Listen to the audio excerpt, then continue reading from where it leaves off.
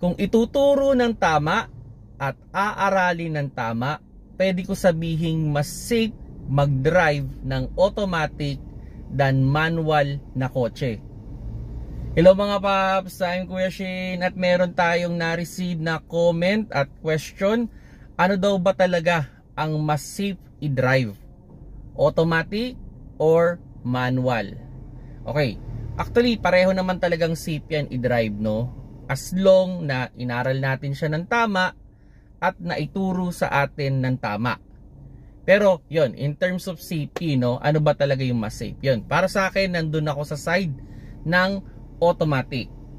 Isa sa mga reason ko dyan is hindi mo na kailangan mag-isip ng cambio. Then, hindi mo na kailangan mag-isip sa pag-apak ng clutch. Wala ka nang worry na mag-o-off yung makina. Wala ka nang worry kung tama ba yung cambyong ipapasok mo. Kung titignan natin, pag nagdadrive tayo ng manual transmission, usually yung isang kamay natin ay nasa steering at yung isang kamay naman natin ay nasa cambio. Kung ikukumpara natin sa automatic, pwedeng maging dalawang kamay na yung ating pagdadrive sa steering. Okay? So, ibig sabihin, mas makokontrol natin yung ating sasakyan kasi dalawang kamay na yung ginagamit natin. Now, sa pedal naman.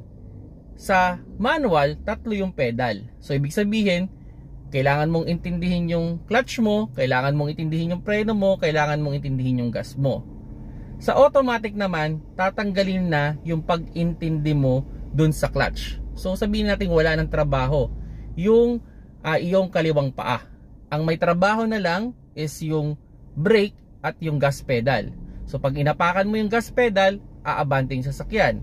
At pag inapakan mo yung brake, hihinto yung kotse. So kung titignan natin, yung sasakyan na yung tumutulong sa atin para mas mapadali yung pagdadrive natin. Now, kung sakaling mas delikado bang mag-drive ng automatic, yes, mas delikado siya kung hindi tama yung understanding natin o hindi tama yung way natin ng pagdadrive sa kanya. Ang isang advantage lang na nakikita ko sa manual transmission is pwede mong gamitin yung inyong clutch para hindi mabigyan ng power yung ating gulong.